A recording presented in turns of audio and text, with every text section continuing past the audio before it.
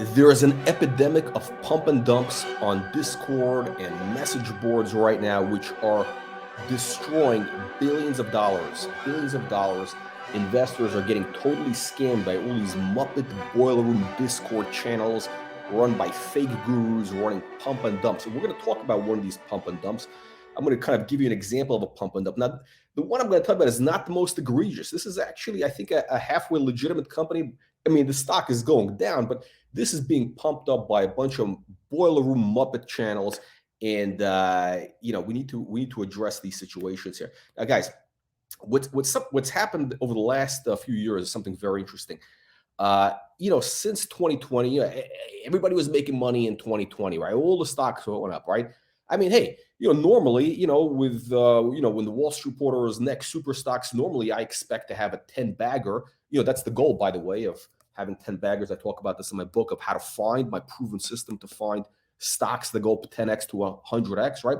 But normally, and I've talked about this before, I'm expecting that, if we introduce 10 stocks, 2 of them will become 10 baggers, a couple of them will become, doubles, triples, and about half of them will probably go to zero. But you're going to make your money on the winners. It's the venture capital model, right? I've always talked about this. Now, of course, you have these outlier years where things kind of, you get this, things get pulled forward or back. 2020, 21 was an example. We introduced like 10 stocks and like everything we introduced went up 10x to 50x. I mean, I've brought investors more 10 baggers than anybody on the planet. Have created billions of dollars in wealth, especially in Canada, right? Investors made a ton of money. I mean, look, we had a stock that went from a nickel to $2.50, right? It was a 50 bagger. Normally, that stock should have gone to 50 cents. It should have been a 10 bagger over 9 months, but it happened in 4 months. Those are outlier events, right? We're back to a normal market, although I think we're going to have a couple of major winners. So you got to stay tuned to this channel. We'll be introducing them. We already have a few. But what's happened is in 2020, you had a bunch of guys who never traded stocks before, and all of a sudden, they were making money. They thought they were all of a sudden, they're all gurus. Everybody was a genius, an expert, right? And all these guys, they were watching. Some of these guys were watching kind of what I'm doing, and they think, "Hey, this guy can do it. I can, promote stocks. I can, whatever." Look, I'm a professional. Don't try this at home. I know things look very simple. YouTube, looks like a joke, whatever. There's a lot behind the scenes that you don't know about. And by the way, if you read the book, I expose most of my secrets in this book. You will learn how I've created over $1 trillion in wealth for investors over the last 25 years reading this book, 10 Bagger Blueprint. I've worked with thousands of companies helping these stocks go up. That's right. That's what I do. Companies hire me to make their stock go up, right? But you had a couple of these Muppet boiler room guys who figured, hey, you know what? We'll start a Discord channel and we'll put together a group of guys who will start to pump up these stocks and we'll get some money from the companies. We won't have to disclose it because we're not really promoters. We're like, we're investors, right? We're not, So you have this going on all the time. A lot of these Discord channels, especially with the Canadian stocks, guys, all these guys are getting paid under the table. I can guarantee you. Now, one of the most egregious examples, I'll name this is, I don't like to name names, but look, I'm trying to protect you guys. I've told you this before. This stock fam Discord, I told you guys this was a pump and dump channel. These guys the agenda from day one was, hey, let's pump up these stocks. And by the way, all the money they really made was originally from following the stocks that Wall Street Reporter introduced, whether it was Cloud MD that went up 5x, that was an early one. Fans Unite, that was a 10 bagger. What else we have? CBDT, 50 bag, a bunch of other winners, right? So these guys, hey, they kind of take credit that they're the ones that found it. Whatever, guys. Without Wall Street Reporter getting involved, without that audience, you guys would be still, at home in your basement. But anyway, so these stock fam guys, all of a sudden they started pumping stocks. They started getting paid under the table. I don't know how much they disclosed. I know they got some options from a real low-life degenerate guy, a notorious pump and dump guy in Canada, gave these guys options. I don't know if they disclose or not. Now, I don't know if regulators, you guys are watching, you should take a look at this, but that's one of the channels, and that's kind of one of the most, here's what's sad. This is what's sad. They build up this kind of cult. People buy into this cult. They think that, these guys running the Discords, they're there to help them. They're not.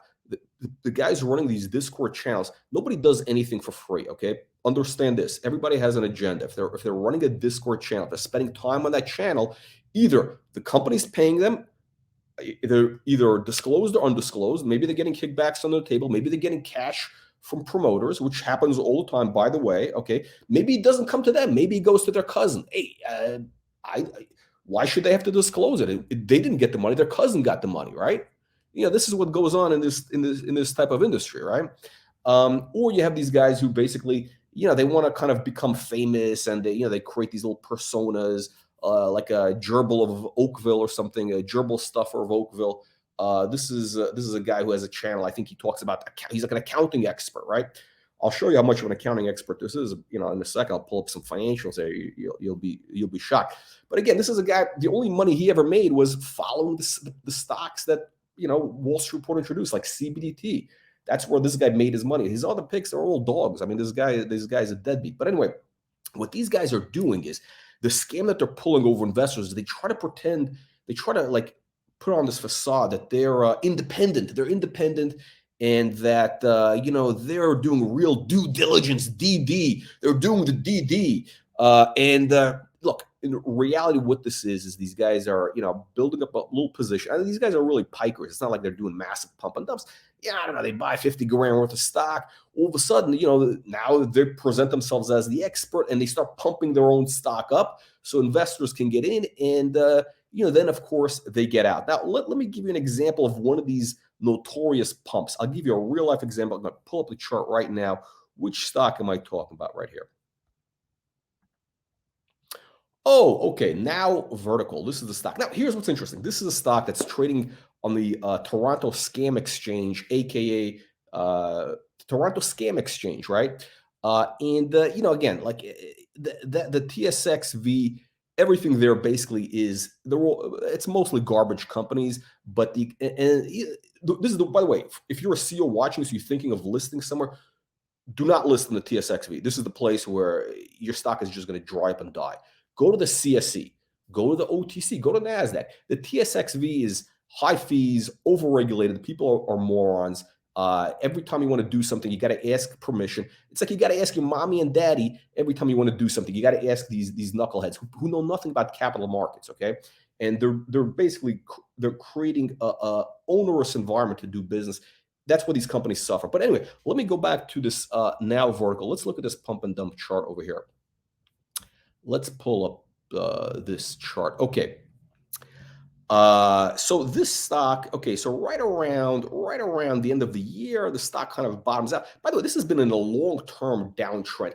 Now, look, I do have a little bit of, I got to give you some disclosure. I'll tell you that a little bit later. I have, you might think maybe an axe to grind, but I really don't. I'm giving you kind of like, legitimate information that I want you to use so that you could protect yourself from these Muppet pump and dump channels out there. Now, this is a stock that came out. It was kind of in a, it was going nowhere.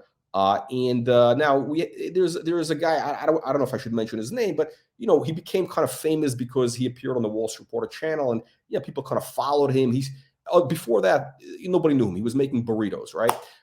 And a very successful guy, by the way, super, I highly respect this guy, but nobody knew who the guy was until he came on the Wall Street Reporter channel, and that gave him some little bit of fame, and he was able to leverage that. And I think the guy could actually be very successful running, as a CEO of his own company. Stocks, I don't think the guy knows about stocks. I don't think he understands stuff, because we've seen a lot of his stuff hasn't worked out. Case in point. Anyway, so this guy, for some reason, got involved in the stock. Stock started moving a little bit, but the reality is this. The business model, I'm going to go to the business model in a little bit. The business model, it's shaky. I'll talk about that in a second. But this thing has been in a long-term downtrend.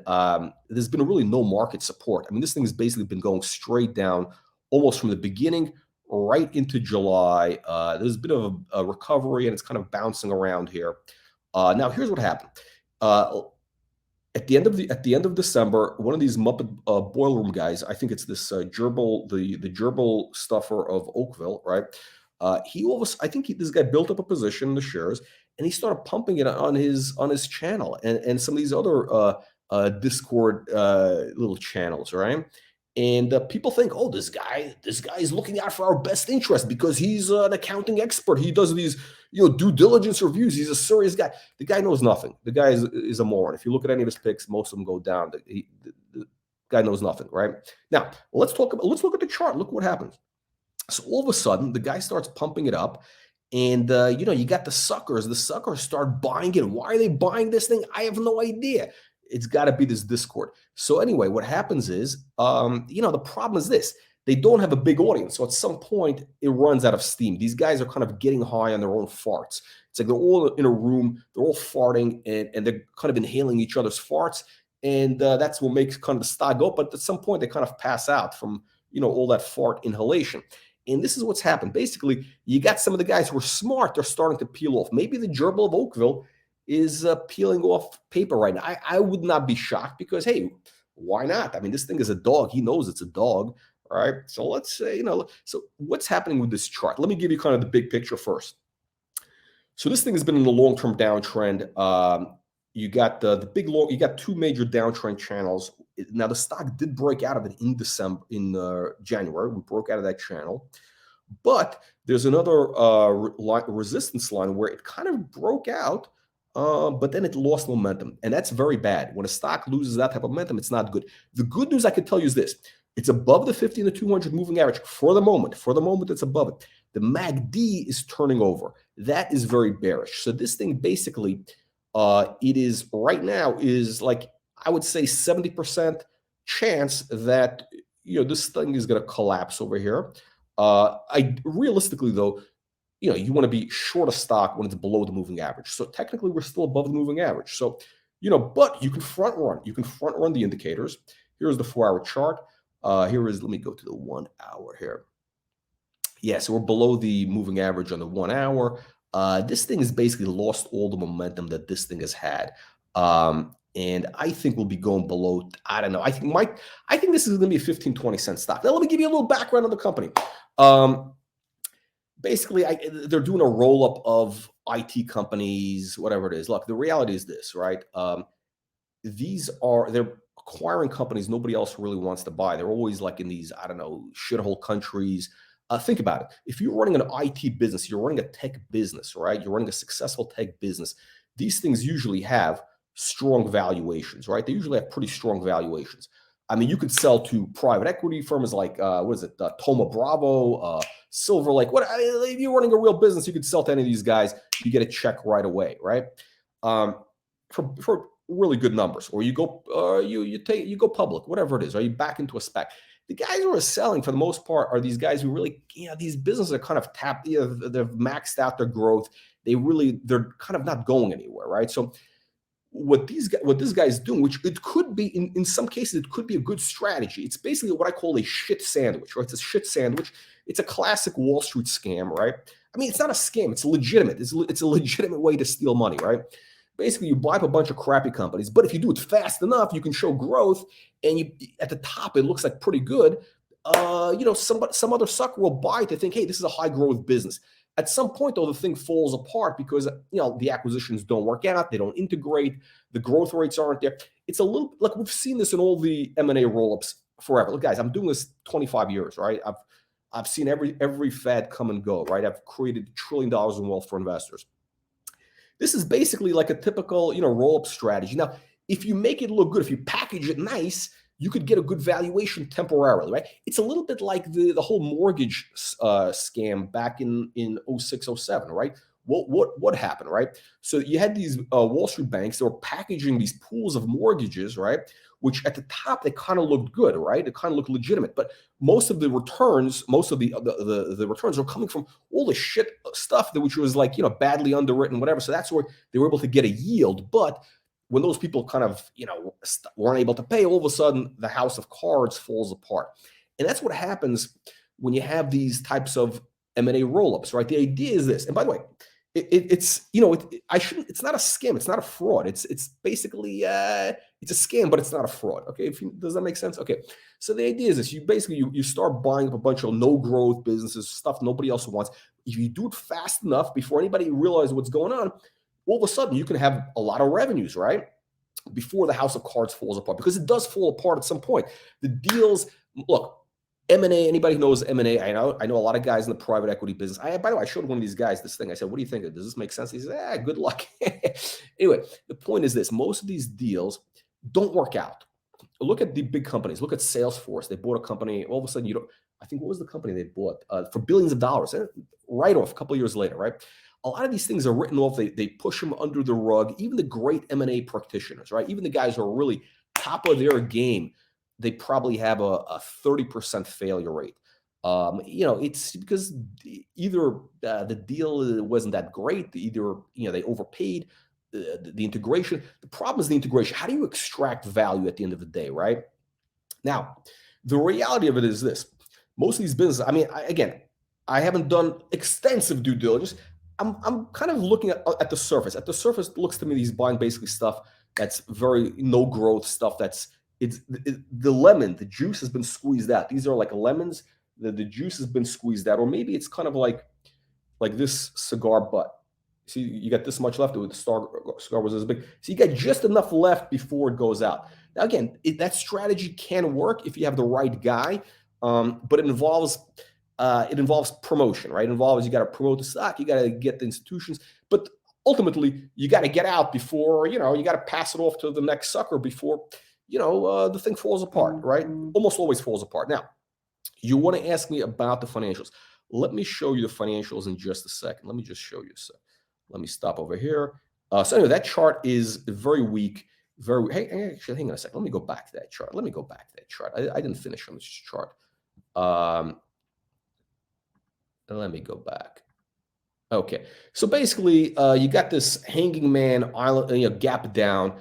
I think once this thing breaks below this moving average and this support line, which is right around 55 cents, 52 cents, is going to go much lower. Probably, I think ultimately it's going to end up, making new lows. Okay, now let's look at the fundamentals.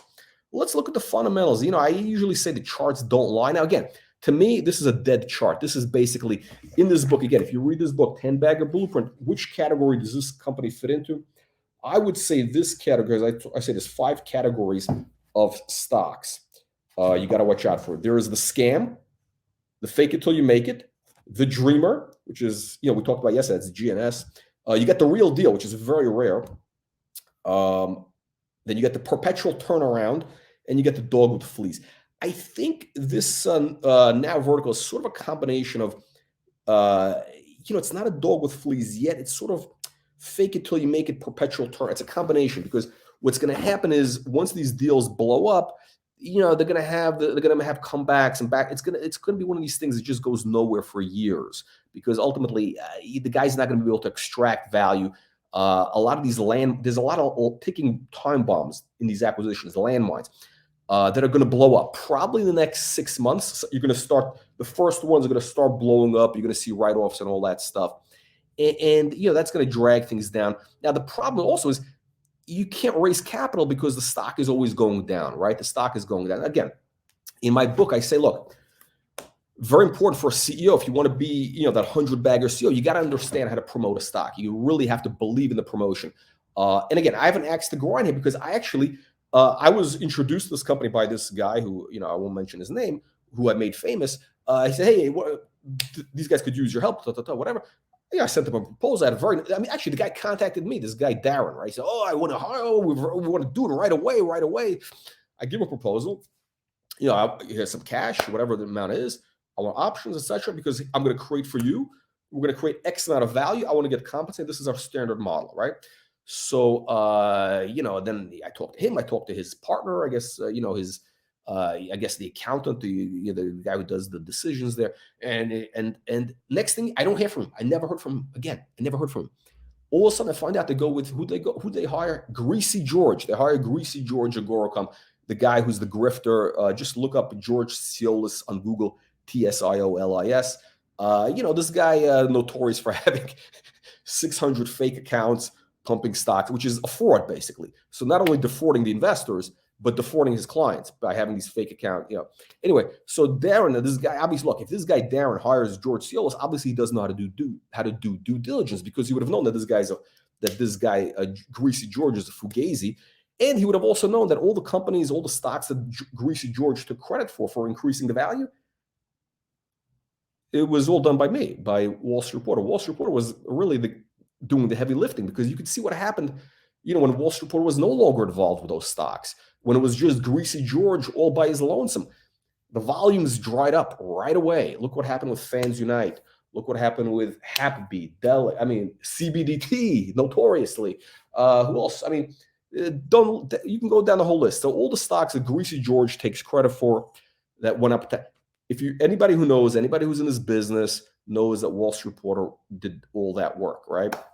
Again, success is 1,000 fathers, failure is a bastard, right? Even the stock fam, even the gerbil stuffer of Oakville takes credit for the gerbil stuffer of Oakville. The only money this guy made is from CBDT. I mean, that's how he's able to support all his wives' boyfriends. I mean, that's how he's able to buy them gold chains, because from the money he made with CBDT. Now. And I was very upset, by the way, these guys were very upset when I was no longer promoting it. Also, PKK. Here's another one. Again, look what happened. We were promoting PKK. We were providing liquidity. Even the CEO admitted, hey, we had a lot of market interest. We had support. As soon as the Wall Street Reporter goes away, the market support evaporates. About a month or so later, it's just the way it works, right? Now, so this guy thought he was smart, and he went with Greasy George, and lo and behold, value lost. Now, here's the thing. By the way, this is a lesson for CEOs of public companies, which is very important. The stock price is everything. The stock price, I talked about this in my book, 10-Bagger Blueprint. You get this on Amazon, $15. The stock price is the tail that wags the dog, okay? The stock price can make a company or break a company. If you have a stock that goes up, you go from a 5 million valuation to a 100 million valuation, all of a sudden you could do deals. You got 100 million in acquisition currency to play with. You can do roll-ups. You can raise capital. Changes the company forever. That's why our clients raised over $2 billion. That's right. Wall Street Reporter clients raised $2 billion in the last couple of years as a result of that, because their stock price increased. We saw this happen, right? Look at these Muppets at Fans Unite. I mean, this is actually a disaster. Apparently these guys are incompetent, but they raised a ton of cash. They raised, I don't know, $30-50 million, right? When the stock was up. Or Red Light Holland, look at that guy. The stock went up. The guy raised $30 million. We haven't heard from him since. But he was smart to do it. Bruce Linton told him to do the raise. Bruce Linton understands. Bruce Linton is what I would call a 100x CEO, 100-bagger CEO. That guy, Bruce Linton, is a legendary guy, right? He understands this, right? So the idea is, if you create a market for your stock, you promote the stock, you get the story out there in the right form with the right brand, your stock goes up. And especially if you're doing acquisitions. That I explained it to this guy Darren, but he's like a retard basically. Because imagine this, right? Imagine if you would have been with Wall Street Reporter. Look at one of our clients right now, Nextech. Most tech stocks are down 90%. Nextech is pretty much has been break even for the year, right? Now they just did a raise, so the stock dropped. They did a private placement, discount to the market, so the stock naturally drops. But look, they did it at near the 52-week highs, so they were doing it at the highs of the year, not the lows. Like what's this garbage guy? This Jay, the homeless CEO from VSBY. That guy's a mooch bum. That stock was $2. He could have done a raise. He could have promoted the stock. And he does where does he do the raise? At, I don't know, 25 cents. He had to do it in tranches because nobody wanted to buy. I mean, it's a disaster. Because, I mean, it was ruined by the CEO. They should get rid of that guy. But anyway, look, the point is this. The stock is, the CEOs are smart. They understand that you got to engage with investors. You got to be on the right platform. You got to maximize the stock price always, 24 hours. You got to be getting the message out there. The smart guys know this, whether it's Elon Musk, who's a great promoter, whether it's, I talk about this in my book, All the Great, or Nextech, Evan Gappelberg. This guy's constantly, good market, bad market, whatever, he's constantly out there. Good news, bad news, he's constantly engaging with investors. The guy's working 24 hours. This guy, Darren, basically, he's a very arrogant guy. I think he made some money. He's big. He's always bragging about my exit. I made an exit. The guy made a couple $1 million. I don't know what, definitely not 9 figures, maybe 7, low 8 figures. He sold some, I think some banner ad bullshit business. And then he started another company, which has been in a downtrend. But the guy's never, no real big wins. But this guy is like bragging, like he's like the second coming of, I don't know, what's the guy from Tyco, Dennis Kozlowski or something. This guy thinks he's like the Dennis Kozlowski, the roll-up king, and the shower curtain guy, right? Anyway, look what's happened with this guy. If he would have been promoting this stock effectively, this stock, even in a bad market, I think would be north of $1. I think the stock would be liquid. He'd be able to do deals, right? He hasn't. He lost massive opportunity with Greasy George. The stock went to 25 cents. So that, you can't do deals, you can't do acquisitions when your stock is 25 cents because of your cost of capital. Look, you guys watching this, you understand this, like with interest rates right now, right? Yeah, you could, when interest rates are 2%, you could buy a house for $1 million. It only costs you, I don't know, $1,000, $1,500 a month for the mortgage, right? But when that interest rate goes to, 9%, now all of a sudden you got to pay $8, $9, $10,000 for the mortgage per month, right? Now you can't. So the same thing here. This guy can't do any deals because, his stock is in the toilet. It's not liquid. He's got to, try to get bank loans from, these Canadian banks. I think this Canada is what a scam country. I think it's very kind of like provincial where they think, oh, this guy's in America, he must be successful. I think the way the Canadians think is they're very like provincial in that way. They think, oh, this guy is because I think this guy moved to Palm Beach where he's playing golf all day, which by the way is another thing I talked about in my book. I wrote this way before I even met this guy. Look, I want a CEO who's focused 124 hours a day, making the stock go up. I want the CEO focused, making the stock go up, working. Okay. I don't want the guy having any hobbies. I don't care what they do with their family. I don't care if they ever talk or see their kids. I want them working 24 hours a day. I don't want to have, father of the year. I don't want to have, golf, club champion golfer, tennis superstar. No, I want the guy working 24 hours, 7 days a week until that stock goes up 10x, 20x, 50x, 100x. Then the guy could cash out and spend the rest of his life playing golf. He could buy himself a nice yacht. We've had CEOs, we've had clients who did that. They worked really hard. They got the stock up. They cashed out, and now they're like, I know one of these guys is out there in the Caribbean. Actually, he's in Palm Beach, but this guy made, this guy must have made 100 million plus a couple of years ago, right? With one of these stocks, right? I don't want to mention his name because we had to sue the guy or his company, but it all worked out because we had a very nice settlement. All good. So I hope the guy is enjoying his time out there. But the point is this: this guy, he's out on Twitter, constantly posting pictures of himself playing golf in the middle of the week. I don't want to see a CEO playing golf on a Wednesday during market hours. Again, if you're in California, you might get away with it. You could get away with it. You get up at 5 a.m., you work till 1 o'clock, market's closed, and you go play golf at 2 o'clock, a couple of hours, you play 9 holes, whatever it is. A lot of guys do that. You could do that in California, right? You can't do that on the East Coast, okay? You're in Palm Beach or market hours. You can't be playing golf on a Wednesday and a Thursday, okay? This guy's constantly posting pictures of him. And by the way, that's all the stuff he posts. You know that this guy's out there constantly playing golf, right? Or he's doing this. This is ridiculous, right?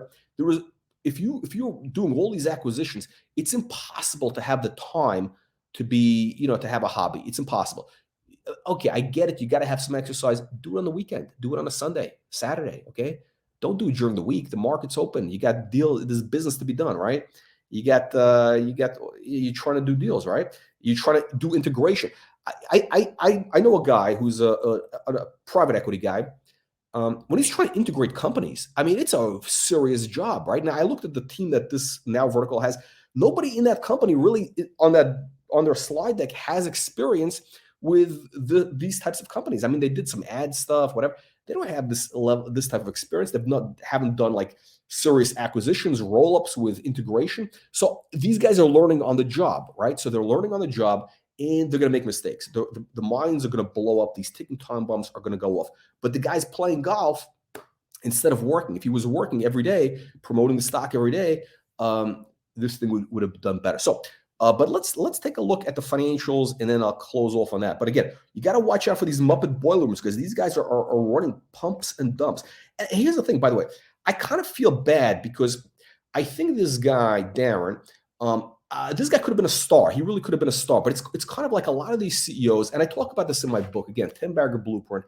If you don't have this book, you're going to lose money. Seriously, you buy this book. This is insurance to help to keep you from losing money, because this will show you all the scams out there to avoid, all the mooch bump CEOs to avoid. What happens with public companies, it's a little bit like the NBA or the NFL, right? Again, I don't follow sports, but I find it interesting. I've listened to a lot of these interviews with Michael Jordan and Kobe. Like I never, like these guys are actually pretty smart. It turns out, right? They actually have a certain mindset, which is fascinating, right? Again, I'm not interested in watching the sports, but these guys have a championship mindset, right? And here's what I learned from these guys, right? It's interesting, right? There's a lot of guys who, they work hard. They work hard to get into the NBA because it's a big deal to get into the NFL. You got to be really, really good to get to that level, right? I mean, you could have been great in high school, college, whatever. To get to the NFL, that's another level, right?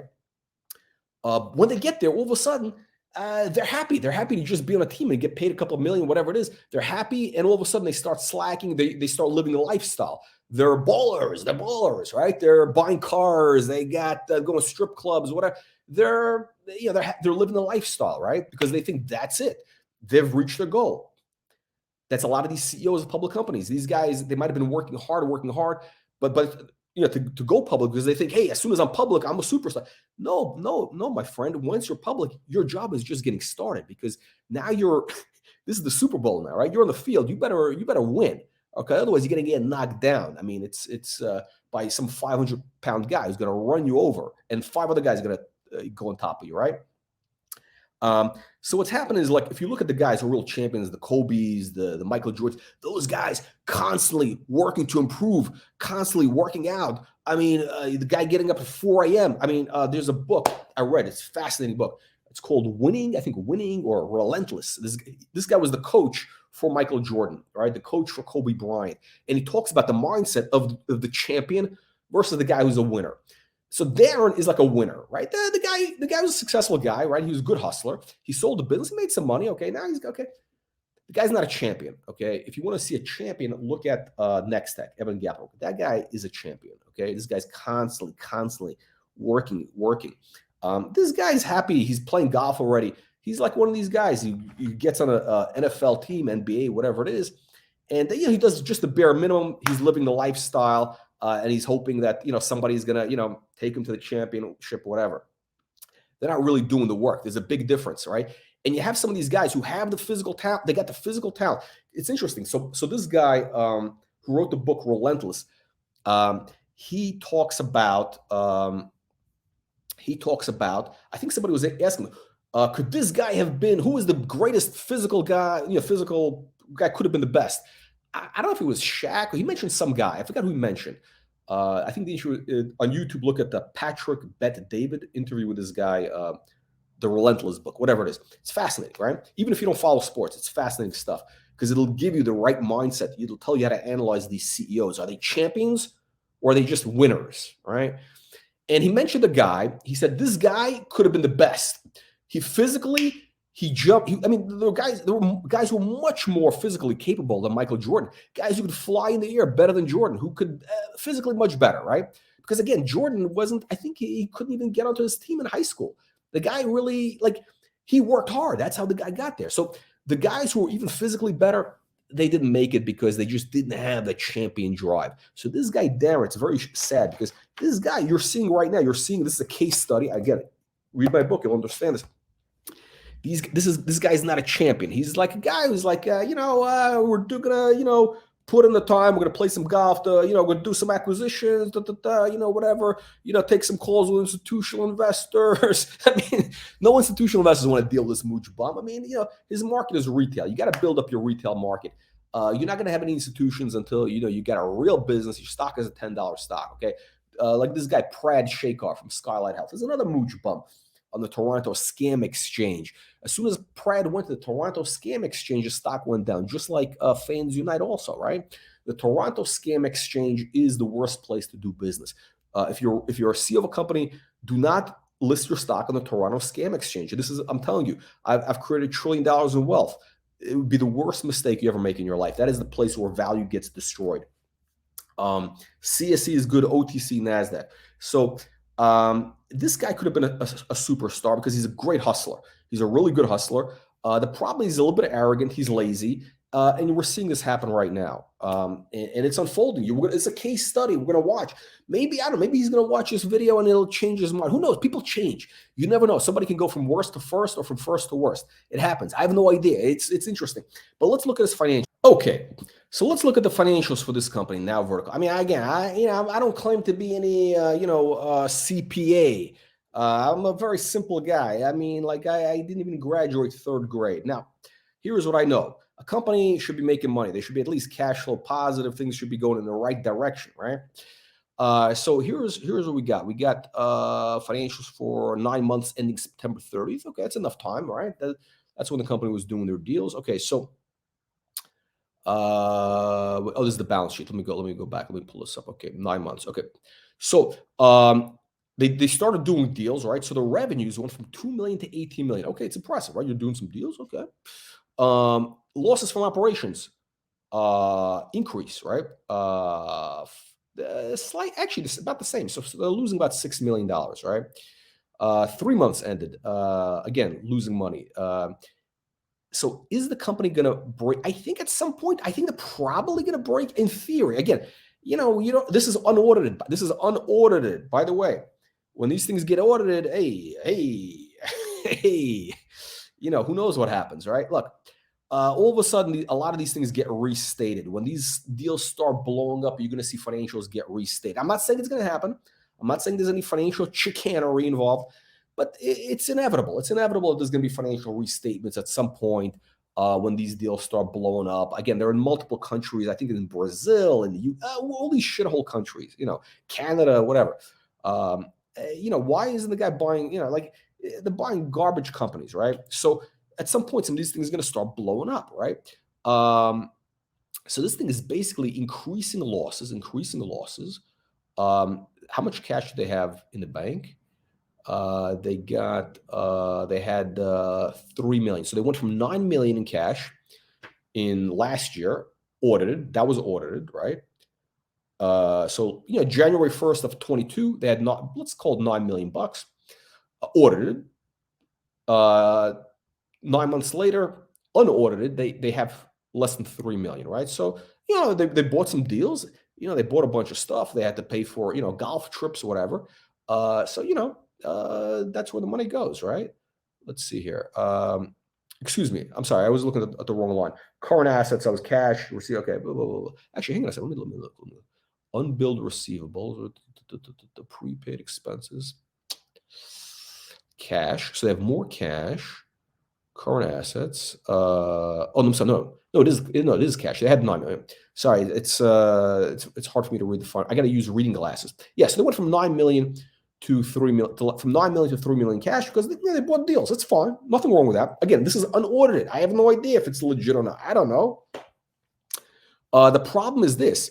They're losing a lot of money. So they're going to have to keep raising money. They're losing roughly, let's call it 5 million every 9 months, so losing 8 million a year. This company is constantly going to have to raise money. Now, the problem is this. It's going to be hard for them to raise money because if they do it selling stock, they're going to be raising money at a constantly lower stock price, right? If they do it, with some sort of debt financing, whatever it is, there's another risk. I mean, if they can get it, I don't know. Look, things are underwriting standards are getting very tight right now. The banks aren't stupid. We're going into a recession. The tech industry is cutting jobs. By the way, what does that mean? Why are these companies selling out to Darren? Because they're smart. They know that we're going into a down cycle. Okay, the tech industry is cutting jobs. All these SaaS companies, the seats, subscriptions, they're getting cut. Companies are firing workers, so there's less demand. Okay, if you're smart, you follow a guy like was it David Sachs, who's an expert in SaaS companies, doing private equity, venture capital deals, and he's saying, look, all these companies right now, they are cutting the seats. So whatever NowVertical is doing in revenues, you can expect those numbers to drop because all these companies, their revenues are dropping, right? There's less subscribers, right? We're seeing that happen right now. The tech industry, had a massive expansion the last 2 years in 2020, 21, massive overexpansion. Everybody got fat and lazy, working from home, playing golf, and now you gotta, people are cutting back. So all these guys are going to be cutting back. And by the way, this is the smart time to be selling, or it was a few months ago. And now maybe if you can still get out, Darren is your man. If you're desperate to get out, Darren is the sucker. I mean, investor who is going to buy your company that's losing, that the revenues are going down. Revenues are dropping faster than Bill Clinton's pants in an Arkansas farmhouse. So guys, watch out for these things. We're going into a down cycle, vicious down cycle. This does not bode well for tech companies, for a guy who did a bunch of roll-ups, bunch of acquisitions that are going to start blowing up in the next 6 months. Most likely. Again, I'm not saying, I'm not an expert. I haven't done, extensive due diligence, look at every nook and cranny, whatever. I'm just telling you kind of from a 30,000 foot view, what I see, what I've seen based on my experience. And if you want to, be a genius like me, you got to get this book, 10 Bagger Blueprint. It's going to make you millions of dollars, probably. Look, the book is only $15. I guarantee you'll make at least 1,000 times your investment or your money back. That's right. You're going to make at least $15,000 trading stocks from the ideas from this book, or your money back. If you lose money, don't come to me. That's that's your problem. But if you make money, it's because of this book, right? So if you're trading a $50,000 account, you could probably make an extra, you'll probably be able to double your account from the information you get from this book in 2023. If you don't use this information, you're probably going to end up with losing stocks like this NowVertical. Anyway, guys, let me know what you think. Leave your nasty comments below. I'm sure there'll be also great comments saying that I'm a scammer, I'm this, that, whatever. Look, I told you. Look, all I can tell you is this: I told you when stocks were going up, and I also did tell you. When stocks were going to go down. Whether that was VSBY and people, especially this guy, this gerbil stuffer of Oakville, he was very upset when I said that VSBY was going to be going down and that Jay was incompetent. And that was when the stock was $1.50. Now where stock is 20 cents. So who was right? Yes, I told you guys, peak fintech had peaked. Now I didn't say anything bad about the company, whatever it is. Johnson was a very honorable guy in dealing with me. I said, look, the stock is, it's peaked out. The money has been made. That was when the stock was $12 going to 14. My messages are out there. And again, I wasn't aggressive about it. I wasn't like getting people to short the stock. I mean, look, hey, the money was made. The juice has been squeezed from the lemon. You got to move on to other deals, right? I've done that with a couple of stocks, right? I mean, look, I'm just being very candid, but these guys are very jealous. They're very petty. And they don't like to see, I think it's a Canadian thing. They don't like to see. They're jealous that an American is the guy that makes all these Canadian stocks go up, and they can't do it themselves because they're, these guys are impotent. So like the gerbil of Oakville. Guys, watch out for these Muppet Boiler Room channels. They're all out to screw you. The only information you're going to get is this channel. Penny Stock Billionaire Gang, the Wall Street Reporter channel. That is the only legitimate information, because there, hey, if we're getting paid by the company, we tell you we're getting paid. It's all disclosed. Okay, hey, you got to take everything we say with a grain of salt. Even this video, I tell you, got to take it with a grain of salt. I don't tell you this is absolute information from God. This is, this is my opinion. I've been right. I've been wrong. Hey, genius, GNS. I told you guys that stock was going to go from $1 to $5 in a couple of days. It did. I told you it was going to go down. It did. Look, it's divine inspiration. Watch out for the Muppet Boiler Rooms. Make sure you get this book, 10 Bagger Blueprint, on Amazon. It's going to change your life. It's going to make you filthy rich. Money back, not guaranteed.